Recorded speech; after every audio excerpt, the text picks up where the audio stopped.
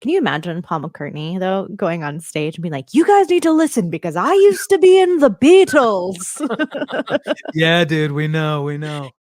You're listening to the CD Baby. CD Baby. CD Baby. DIY Musician Podcast.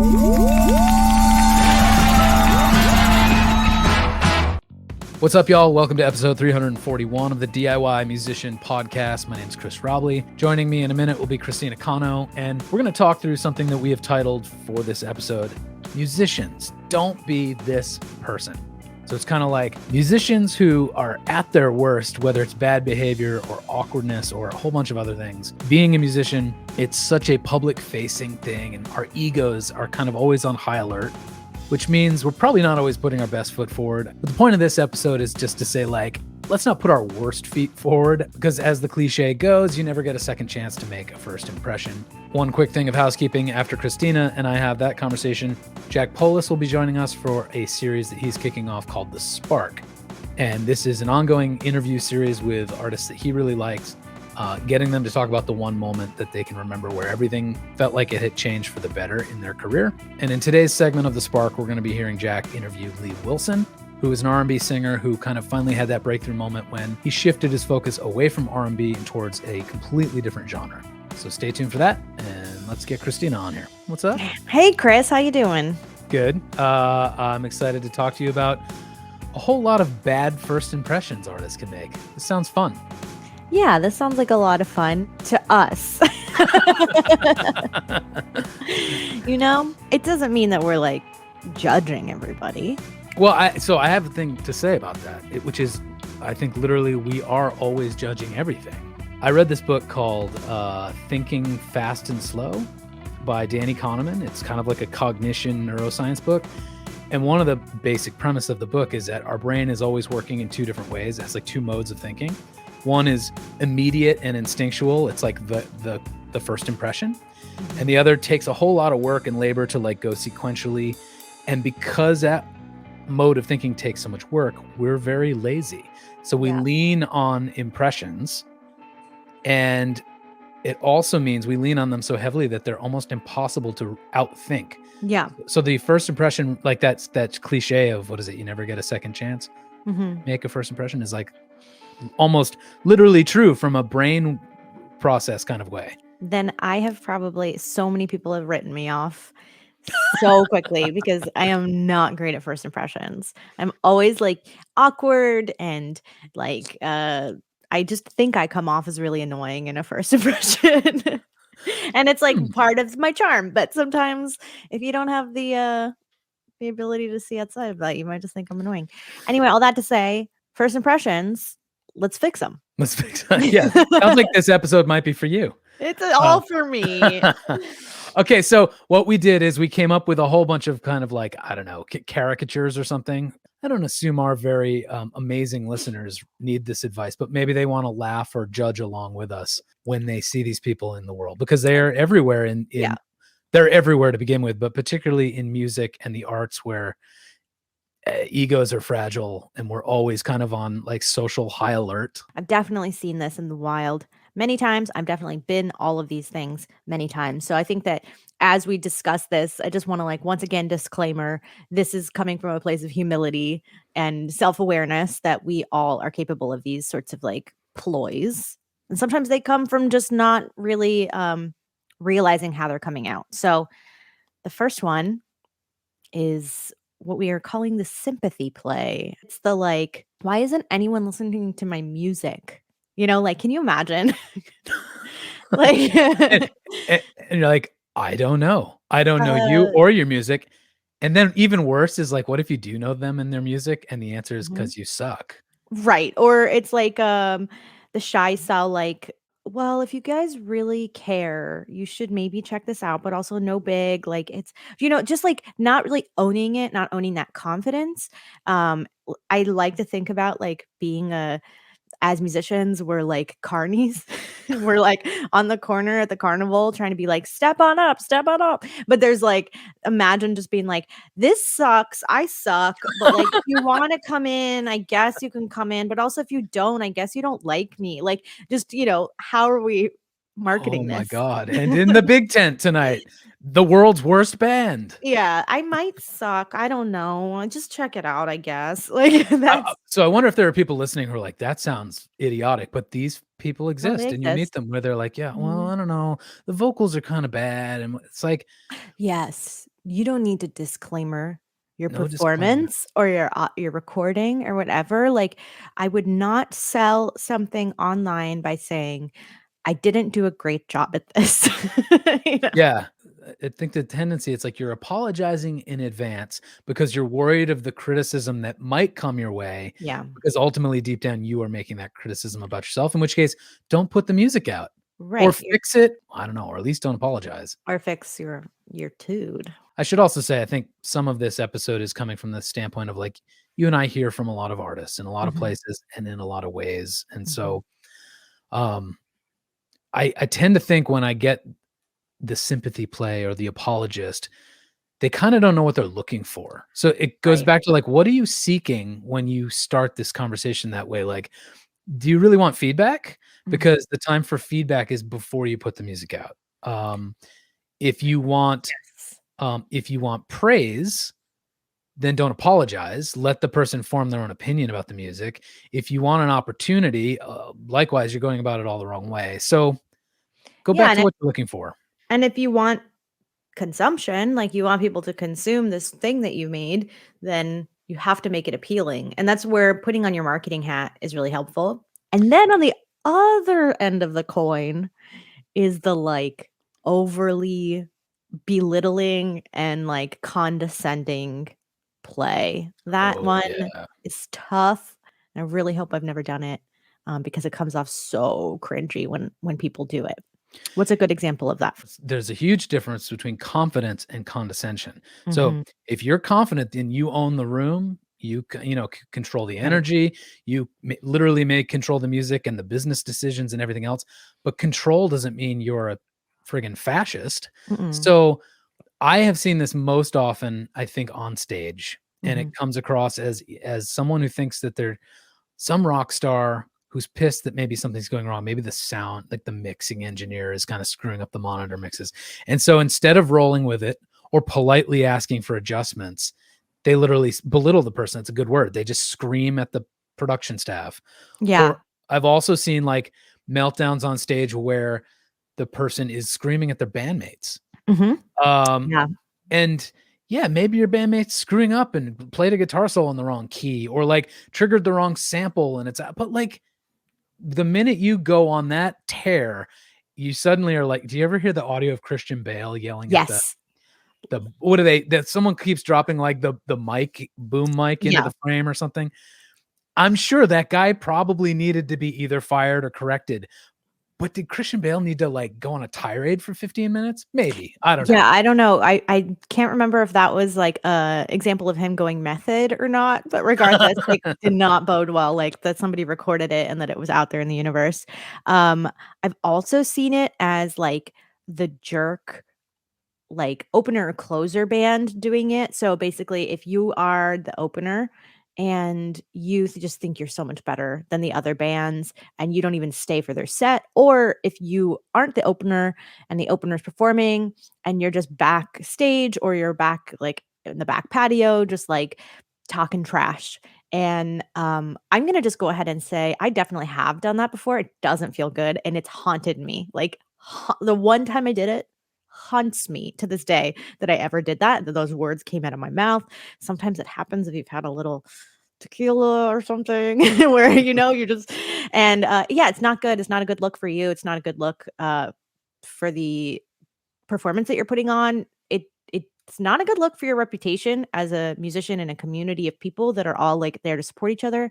And also ultimately, you are there to promote one another. Like that's why you do shows with other bands. It's not just because they're trying to fill a bill. It's because your band and that band or your artist and that artist are somehow going to be complementary to one another. So what does look good is if you stay for their set, if you stand in the front, you cheer them on, you listen intently, you don't talk during their set. A E- lesson we've all had to learn. Yeah. even if they suck. Even if they do suck, because you know what? Maybe they're new. Maybe they just got a new guitarist. Maybe they just haven't practiced as much as your band has, and maybe they aren't like a well-oiled machine. But you're being there and supporting them is only going to help them keep going, and only going to help them get better, and also teach them how to behave in public. Yeah. So yeah, that one is tough to see. It's tough to do. It's haunting. Don't be that jerk, because um you'll never be able to live that one down. Yeah, the one last thing I'll say on this is like I have tended to see this when there's a genre mismatch, in which case Yeah. it might not even be that the other band on the bill is bad. It's just you've got some like hipster fronting that you want to do to pretend that they're like not cool or something. So you catch yourself saying something snarky, and guess who else might catch it? Yeah. Someone walking by that's in that other band or one of their Yeah. fans. Oh, And they'll now, catch it. They'll hear yeah. about it. Yeah. So That's the thing, is what goes around does come around. So yeah. eh, people will hear about it. Well, though, side note, one of my favorite shows I ever played was 4 bands that completely couldn't be more different from one another. It started with like a hardcore opener, like a guy on stage, hardcore music, screaming into the mic, putting it around his neck, so, like rolling around on the ground, eating cans. And then like the next one was a brother and sister folk duo, the sweetest folk duo ever. And then the next band was like a high electronic pop dance band. They were all like offshoot members of Portugal the Man or something. And then like the next band was our band, and we were like pirate rock. It was like the most bananas set, but there was something about like everybody just being like, yeah, let's lean into this. It's a variety show, Uh-huh. that we were all very supportive of one another, and had such a good time. It was like the energy was weird, but in a fun way. Yeah, that sounds fun. Variety show. All right, the third person on our list, please do not be the ego exploder. So this is someone, I suppose we sort of addressed it, that the person on stage who, for whatever reason, something's going wrong, you feel insecure, you're worried what the audience thinks, and so you immediately need to blame it on someone else. And I have seen bands fall apart on stage where usually the singer starts yelling at other people, and then you see the breakup happening there, and then in the parking lot after the show, punches are being thrown, or the like, I'm done, and someone tears off, and I'm like, how is this so common? Are we all so fragile? But the answer is yes. Yeah. And when we're fragile and pushed slightly too far, Mm. our ego, instead of going inward, just explodes. It's like shrapnel going everywhere. And then you could wound other people in your act, but also the audience. Like, what an awful thing to inflict on viewers or Yeah, whatever. all these people paid money to like support you, and then you're just shitting all over them. It's tough to watch. Um, and again, like this is a very vulnerable sport. Being a musician. This is a very vulnerable career path, or hobby or whatever. To put yourself on stage is so scary. No matter how many times you've done it, no matter, yeah, it's scary. So when you have those moments of vulnerability, like it's very easy for it to happen. It's very easy to have insecurity. Like I think that anybody that's an artist has the roller coaster struggle of insecurity, where one day you feel like hot shit and the next day you feel like dog shit. So it's definitely like possible, but there's something about how do we like harness that ego and make sure that we don't project it onto everybody else, because it is really damaging to see it unleash onto other people. And I've been privy to that before, even from some really, really like good friends, where I'm like, okay, I know not to hang out with them after a certain time of night when they have like overly thought out how bad their set was or whatever. Well, so people who've listened to the podcast a while have probably heard me say this story a couple times, but the one time I remember doing something similar to this is we were doing this tribute show, and the keyboard player was playing, he was messing up the riff that like the whole song was dependent on. Like, I forget if it was in the wrong key. Anyways, it wasn't going well. Just that one piece. The rest of the song sounded fine. And I was getting really pissed and in my head and disappointed and feeling super insecure because it's reflecting on me.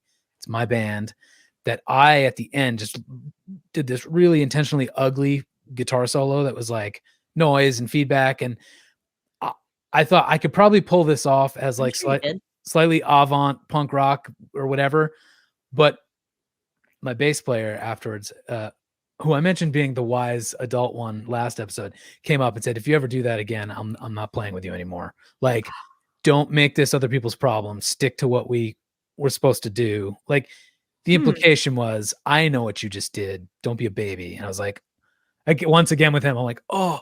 And then the next day I was like, oh, thank God. I never did it again. I've never behaved that way because it felt so awful to be called on it.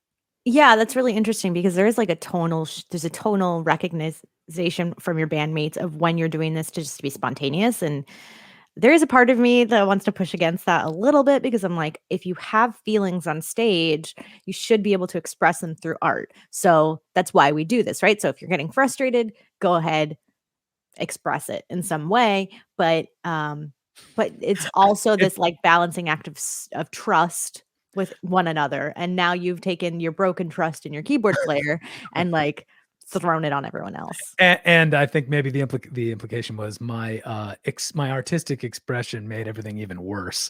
I didn't rescue anything with this. It was a further train wreck. The other one is I've seen this more on social media. I'm starting to wonder if this is like a marketing tactic for some people, but the like ego explosion of like, you guys don't even know how great I am. Or nobody's been listening. You guys have been like missing out on how great I am, or the sleeper. Yes, we've been sleeping on you've been sleeping on me, like those sorts of things. And like again, I've seen this a lot. I've seen this from a lot of different artists. It's like, wait, so your lack of recognition is my fault? It's my fault. It's yes, my fault. Exactly. So it makes your fans feel guilty. Like they're not being good enough fans. And there's something about that just really rubs me the wrong way. Like I get what you're doing. I get what you're saying. Again, when it's on social media, it's a little easier to like, but think about all these people that have supported you. And now they're looking at this because they follow you. They are supporting you. And they're like, oh, but I come to your shows or I buy your records or, like it's a dismissal. Yeah.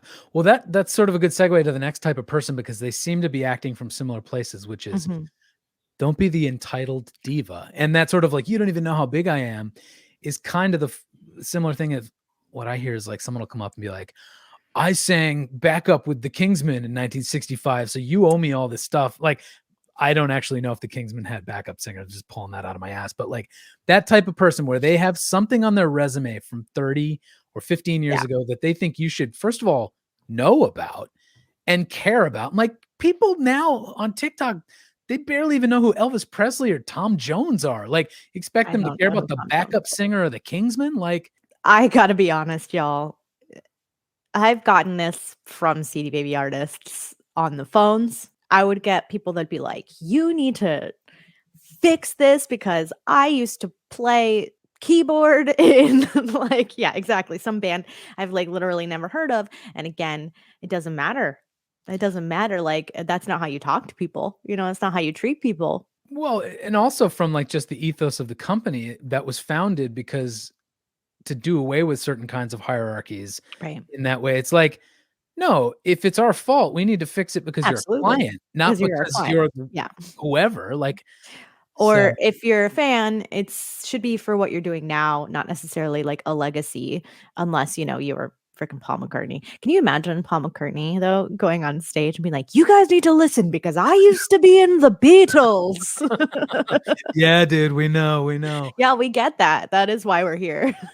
Well, yeah. So there's this sort of entitled diva attitude that comes from past achievements or what you want to prop up as past achievements.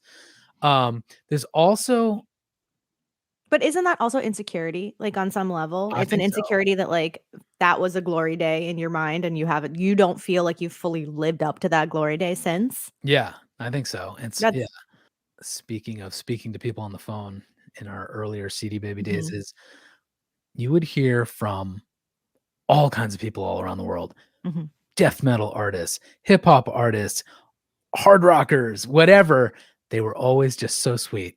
And then you'd get, apologies to new age artists, the new age artist on the phone who was making the most blissful music while simultaneously being the most demanding and uptight and entitled person I've ever, not people, like I'm painting with a broad brush here because I've met many kind and amazing new age artists, but what the hell? Like, you just approach every conversation as if you have 20 things you need from someone and you better get them all immediately. Like, Yeah.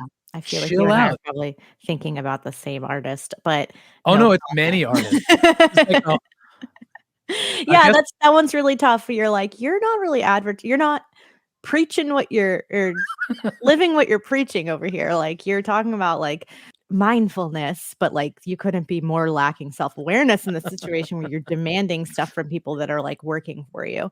Yeah, that one is tough. Doesn't matter what genre you're in, but I have also seen that trend in new age music. yeah, clearly the key to tranquility is to actually make like screamo music because Honestly, the maybe it metal is. people were so chill. It's rage, like, get it out, you Yeah. know? Well, I think all that leads me to the question about the entitled diva is, what are you doing now to make yourself relevant and someone that people want to work with? Because all this stuff comes from things you hold on to from the past. So Yeah. what are you doing now to be cool and relevant? I don't mean cool in the way we discussed last episode, like just chill, nice, fun to be around.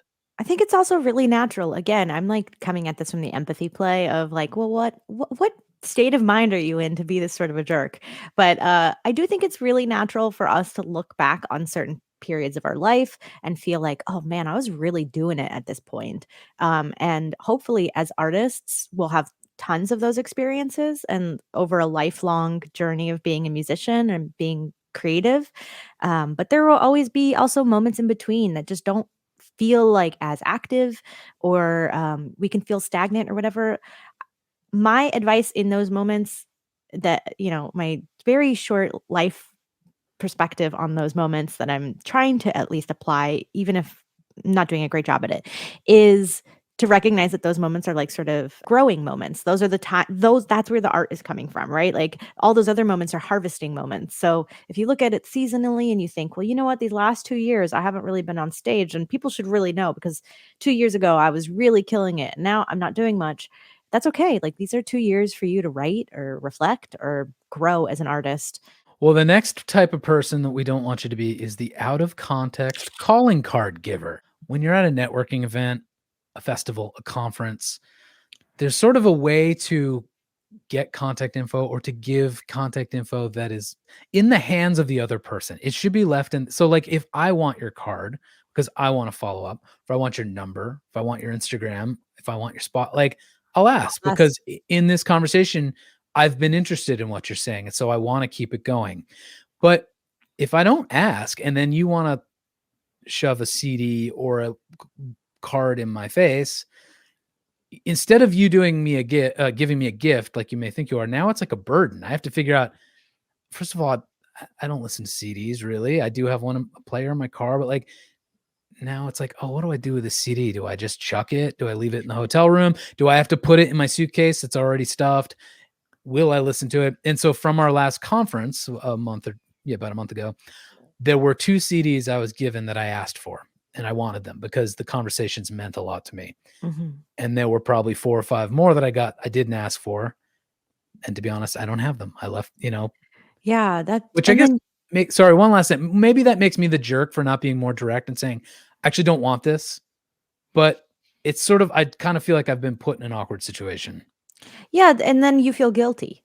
Yeah. And so really what this person has done is they basically said, here's something, you need to have it. And then if you don't accept it, or you feel like, I am never going to listen to this, I don't know this person, I don't have like an investment in them, I'm guilty for getting rid of it and wasting their money. So that is a really hard one. And it also reminds me of being on, like, a busy New York City street and just like people handing out their CDs to strangers. First of all, where are the resources for you to just be printing unlimited CDs? But yeah, Like, that one's pretty tough. Or the business card. That's also, I feel like, is this a leftover from a previous marketing tactic of like a previous generation, because it's not always generational, but there's definitely, like, I do remember when it was really important that you had business cards on you and that you were like forward about giving them away. But yeah, I don't think you just go up to the CEO and hand them a business card and say, don't forget who I am, you usually have to wait for that invitation or like have a conversation and make a memorable, have them ask for it. Well, I feel like this might be coming. It sort of might be bad business advice in quotes, but like, and I'm not one of those like schmoozer hard sale type people. So again, maybe this is bad advice, but for me, if we've had a conversation where I care about you or what you're talking about or what you're offering enough to follow up, I'll just give you my cell phone number. Like, call me. Like, Mhm. if you've gone far enough to make that good first impression, then I'm not gonna have qualms about giving you more access to me in that way.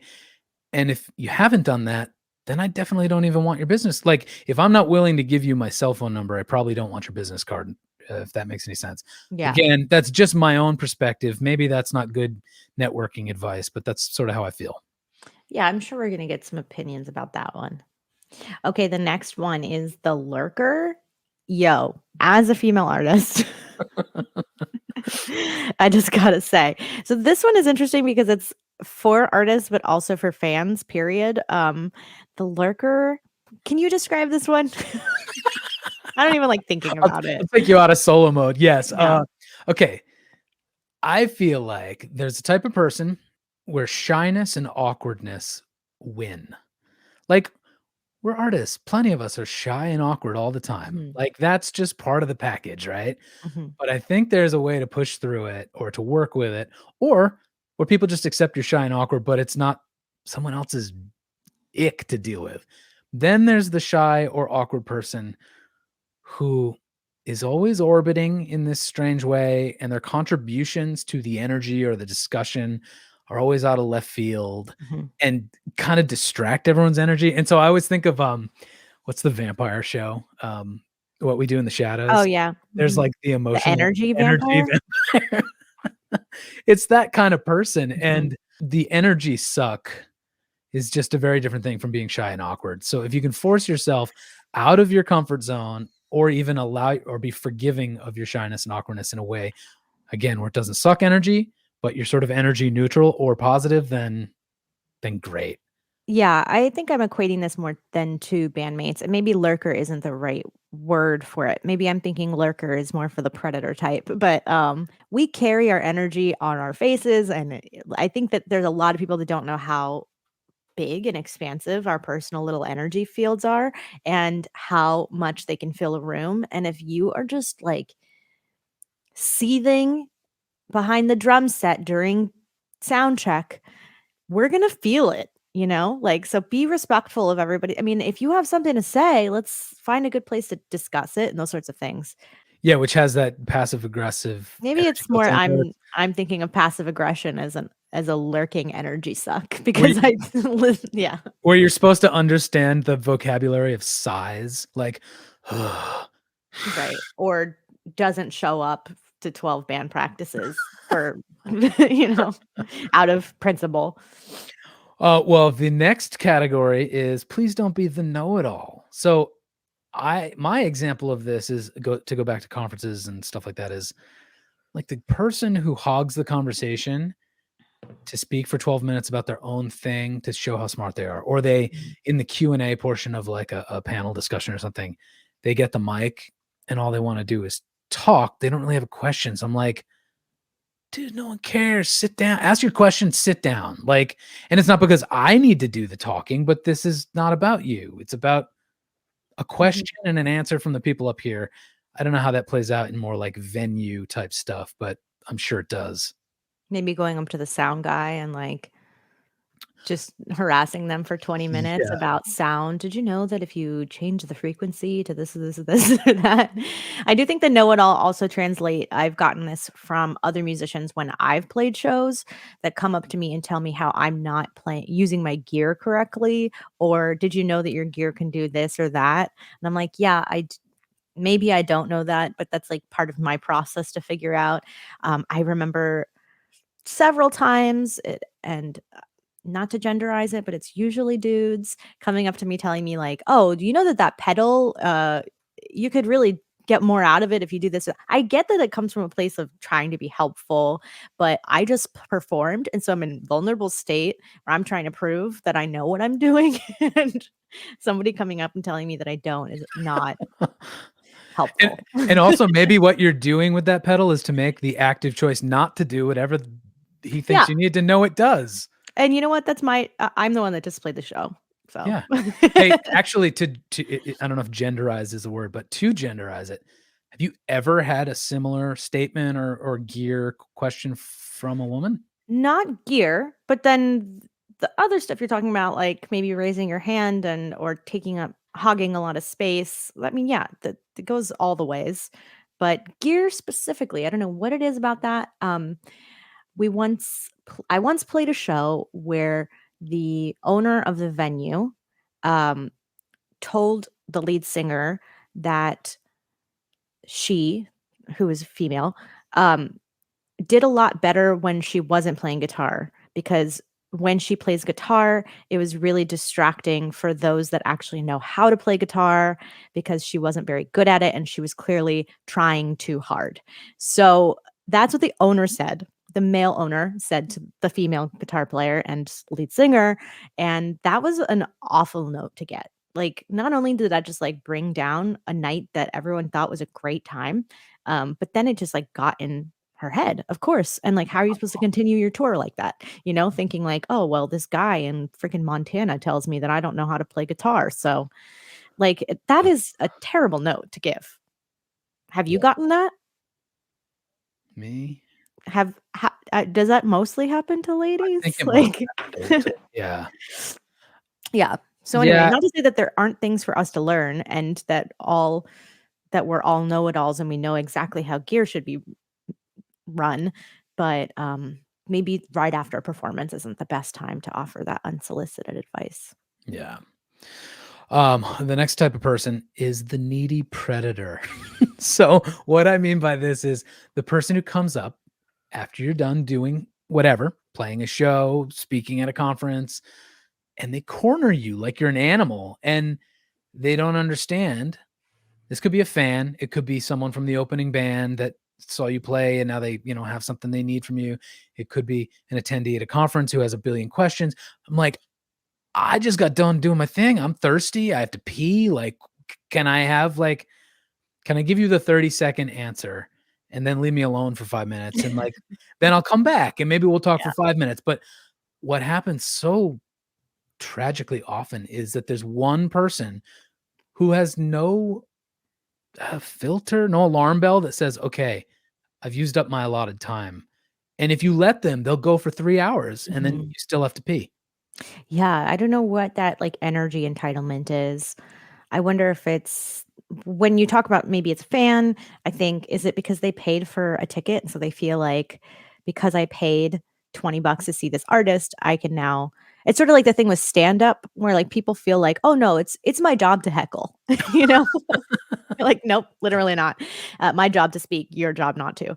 Um, but yeah, I don't know if that's what it is. Uh, it's really, really uncomfortable when it does happen, and I think that as an artist, or as a musician on stage, just got off or whatever, I have to set that boundary of, like, I will go to the merch table in 5 minutes, but I need 5 minutes to, like, decompress.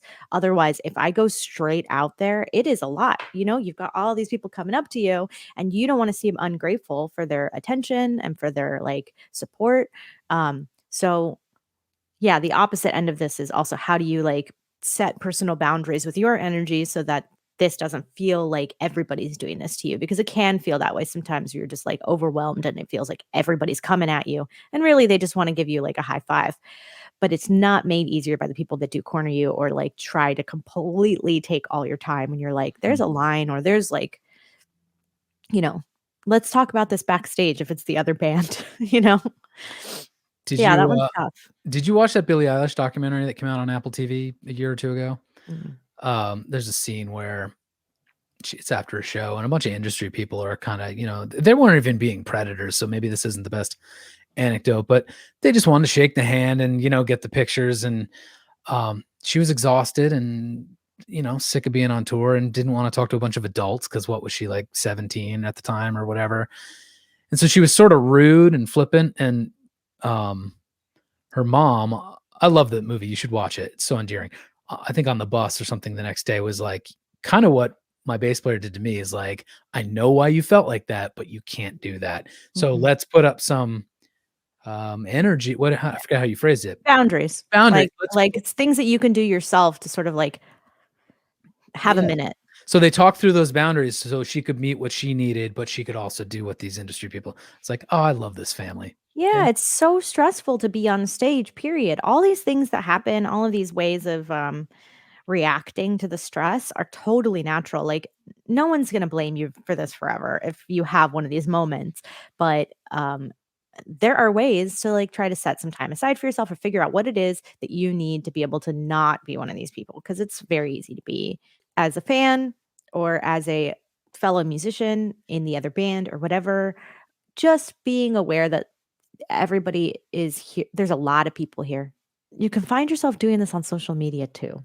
Seen it happen where an artist might reach out to another artist and be like, well, I really need you to give me like, let's just start emailing each other every single day about my problems, those sorts of things. You're like, oh, there's only so much I can do. I protect myself from that by being absolutely terrible at checking any of my messages. So Yeah. I'm realizing now as we have got two more of these that the last episode that I did with Circa, he and I talked through 5 kinds of people that we needed to set straight. And now I'm like, oh, we're doing the same thing. Oh, And shoot. it's good. This is like It's the the month. salty month. It's the month of setting everyone straight, including ourselves. Okay, but the next person is my most and least favorite on the list. The persnickety and fragile flower who can't roll with the punches. So this would be the person, you're a musician who shows up at the venue and you've got 14 film projectors and you're pissed at the sound man because they don't have the USB-C to Victrola converter dongle, and he's the idiot, not you. Who brings a Victrola to a gig? You want to use a Victrola? Bring your own damn Victrola dongle, as if such a thing exists. But you know the person. They've got a lot of needs, and they don't meet them themselves in a realistic way. The interfaces of the world. Yeah. Yeah, Do you and know then this person? what ends up happening is that then 2 people that had that exact same experience start talking about it on a podcast because it was really challenging to be in that room when that happened, and happens all the time. But yeah, if I am a big fan of the people that their guitar they pop a guitar string on stage and in their 3rd out of 10 songs, and if they don't have the time to change out a string or they didn't bring a backup guitar, they pivot. They start playing, they own it. They play all their songs with 5 strings. You know what I mean? Like or whatever. Then they throw the guitar on the ground, they just do the rest of the show a cappella. I don't care what you do, but if you're able to just like own the pitfalls, own the like the bumps in the road and make that part of your art, then I'm going to respect you more as an artist. Is that Completely. a fair like Totally. Yeah. yeah. And like, I'm trying to think of some other examples, like, maybe you're on tour with people and someone's got some particular, food preference and like You're naming all these experiences. We've all been there.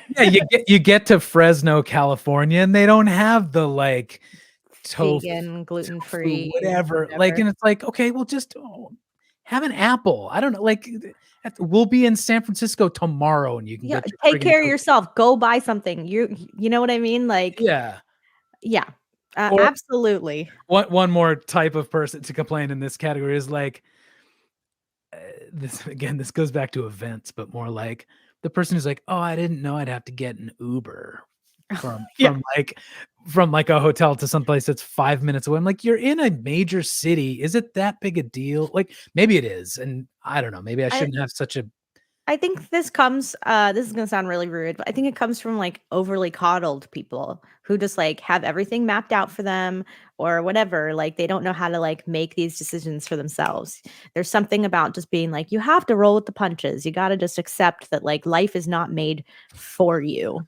You are made to navigate life and its yeah. adventures. So it's a bummer when people just expect that an organizer or the artist or the venue or whatever like are reading your minds or that they are going to like get in front of the train for you, which That's not how the world works.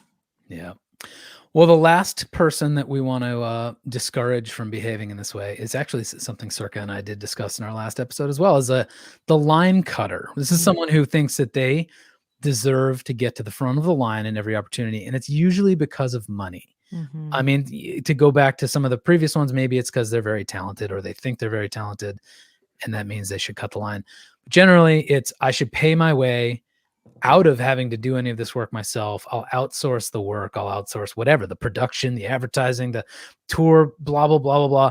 And all you're doing is distancing yourself from all the growth opportunities you need to have as an artist or as an artist manager or whatever it is you're doing, because no one will manage your shit better than you until the point at which you deserve, not from a money standpoint, but from a business standpoint, to have people help you. This goes out to stage parents as well. You can't just buy your kids' success. That's not how it works. And those that have, I don't know that I really respect people that haven't had to grind. That's like a personal bias that I'm sure isn't favored in Los Angeles, city of Nepo. But like, if Well, you it's haven't had to also a city of grind, grind, though. it is a city of grind. Oh. I will say LA is very much a hustle city. Even if you did like know people to get somewhere, you do have to work really hard usually to maintain that because it's now like a different level of success, blah, blah, blah. That's separate. But I definitely see this all the time. People that are just like, well, I don't see why I have to do X, Y, and Z. Like I can just get to Z. And that, yeah, that there's nothing more frustrating than that when you have been an X, Y for like a very long time and you still haven't gotten to Z. Maybe that's my own personal thing to overcome. It's like, Well, yeah. it's funny. I don't think I can think of an example where it worked is the problem, because even when there's some Nepo baby whose parents helped them, there's a crap. Everyone talks about Taylor Swift. Oh, her dad was rich. Yeah, maybe, but maybe she worked her ass off as well. Like that's a combination of sort of what's the term? Privilege and work ethic and talent. Like I know, sorry, wrong example for you. And you have feelings about Taylor, but it's like people point to that example as like you can buy your way. I'm like, no, maybe you can buy some doors opening. Yeah, but I don't the talent still has to prove themselves. I don't think that also that age has anything to do with it. You could still be really, really working hard and be a very young artist that succeeds early on. That's not what we're saying at all.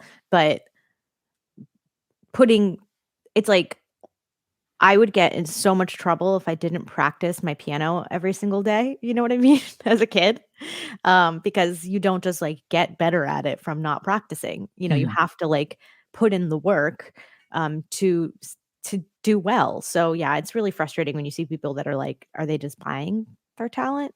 Well, those are a whole lot of people not to be. Don't be all these people. Instead, be just like Chris and I, who are perfect and have absolutely no flaws. And who have achieved X, Y, but have never gotten to Z's. We've never gotten what to do we Z, know? but you know what? We know everything.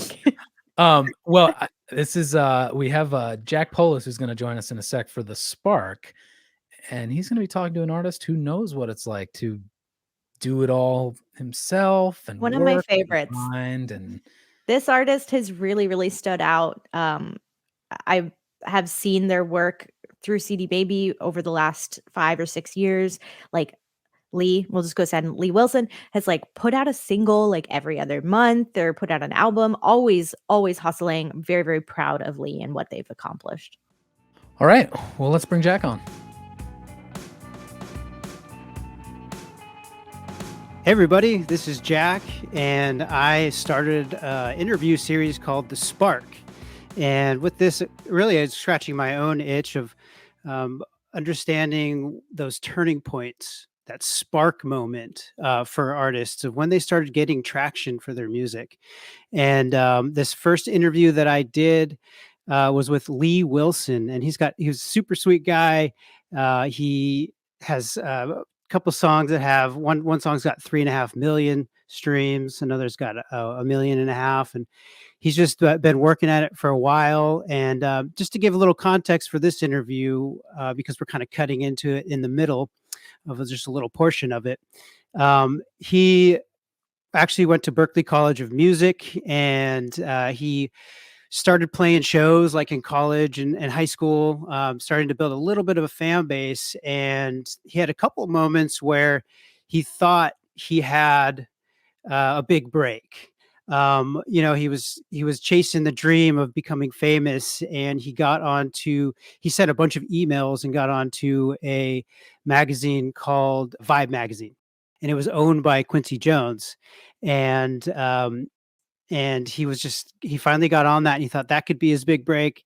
And that actually led to him getting onto a BET show called 106 in Park, where he performed live nationally.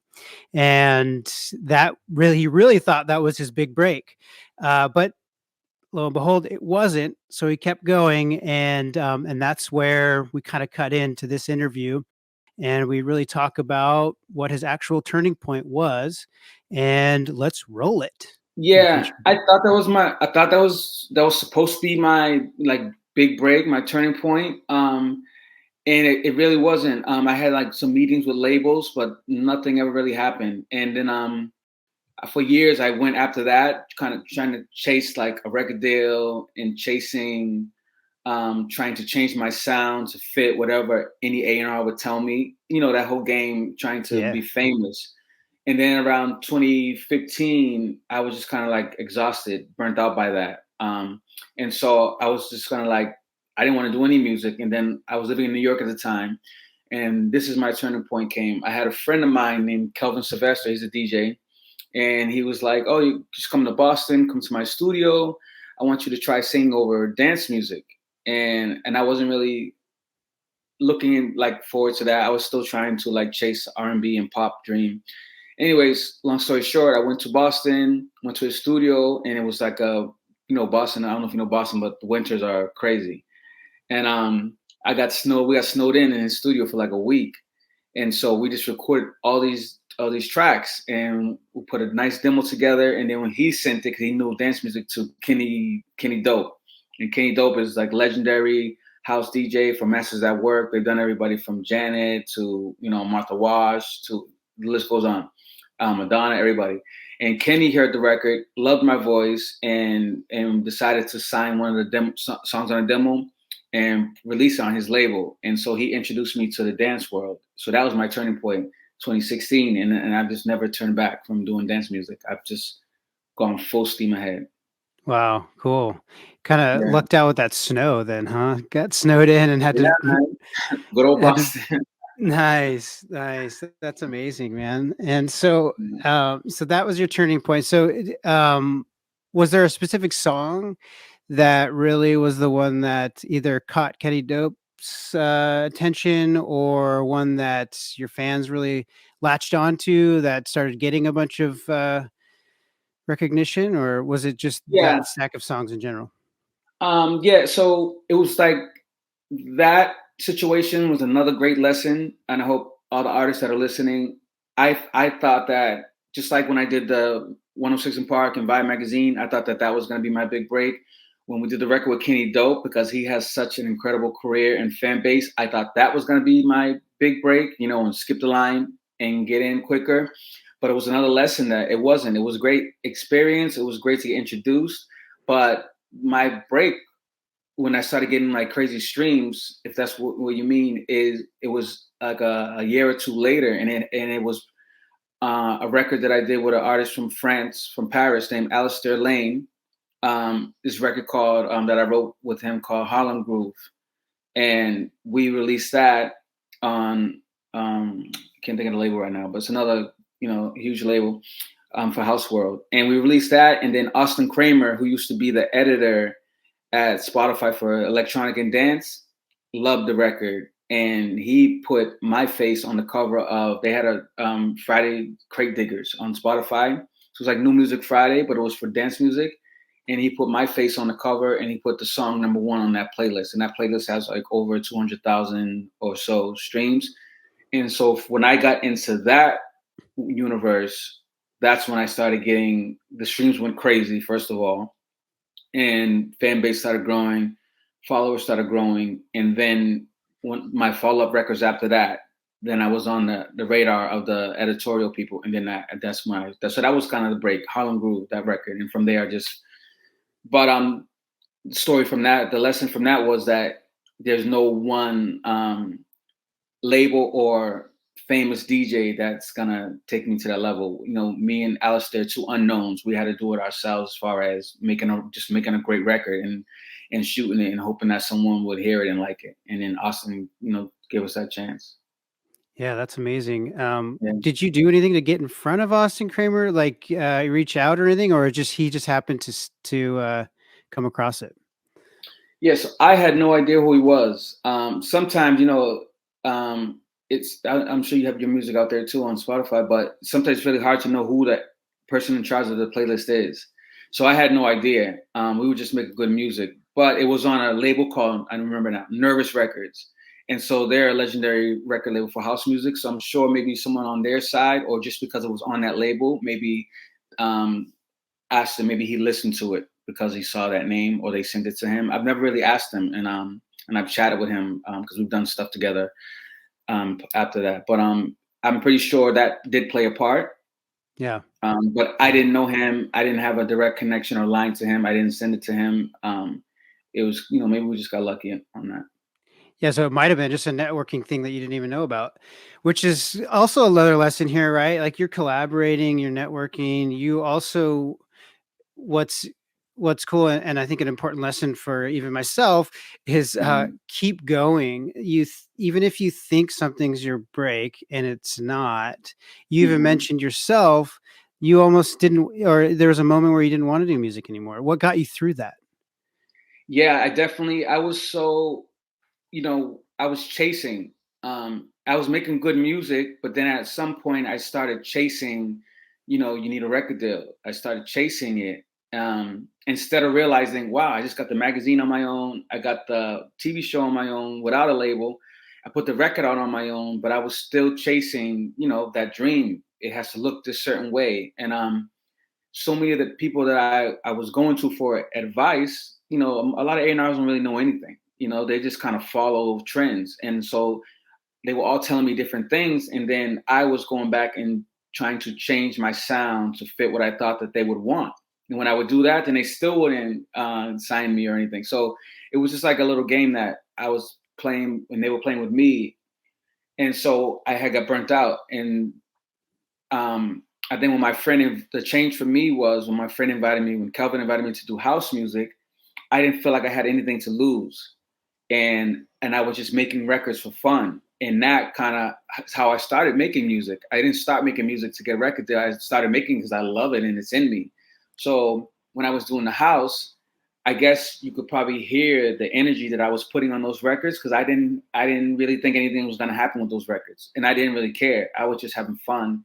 I didn't have to try to write a certain lyric or catchy lyric to be whatever's on the charts. I didn't have to format the structure of the song, you know, intro, chorus, break. I didn't have to do all that. I could just do whatever. I could sing the same lyric over and over. Whatever I wanted to do, there was no pressure. And I think I started having fun again. And then when I saw, oh, people like it and they listen to it and no one's trying to make me change and do this, they're just accepting the music. That was all I needed.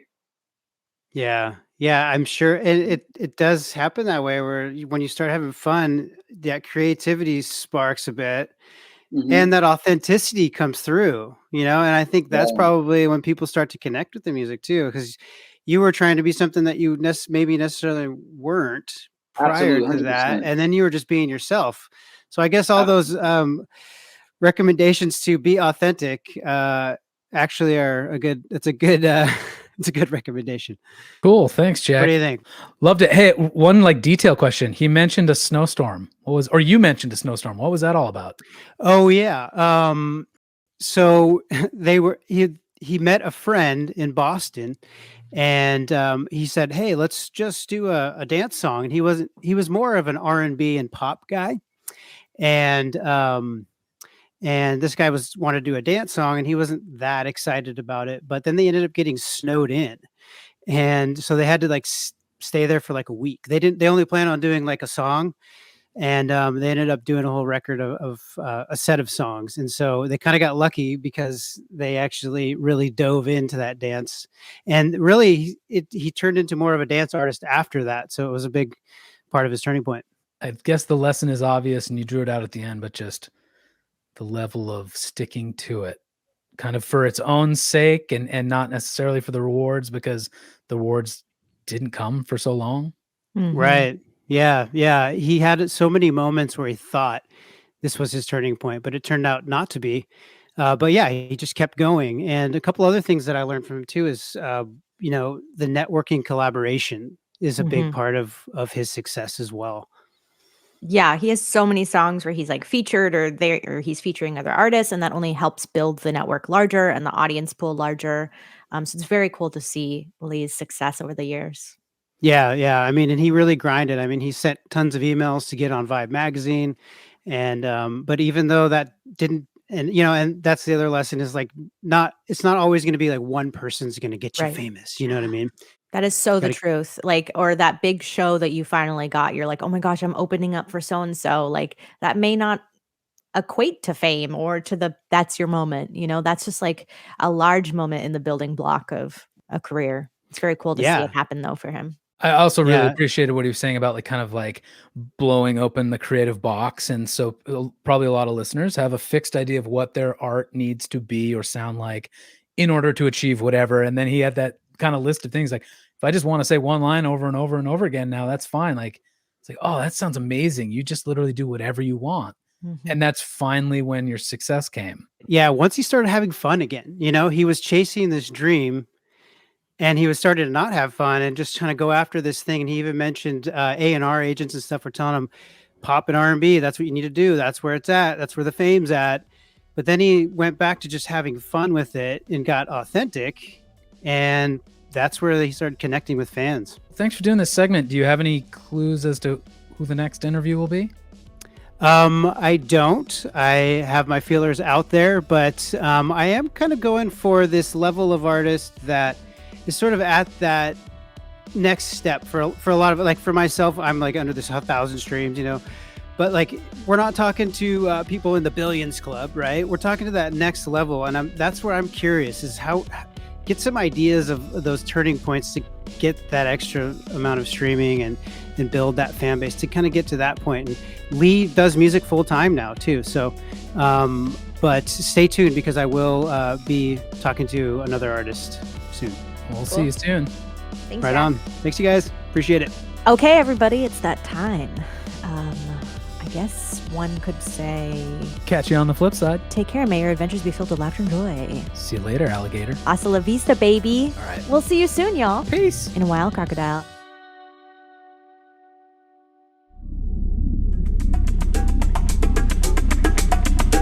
You've been listening to the CD Baby DIY Musician Podcast, broadcasting from Portland, Oregon, USA.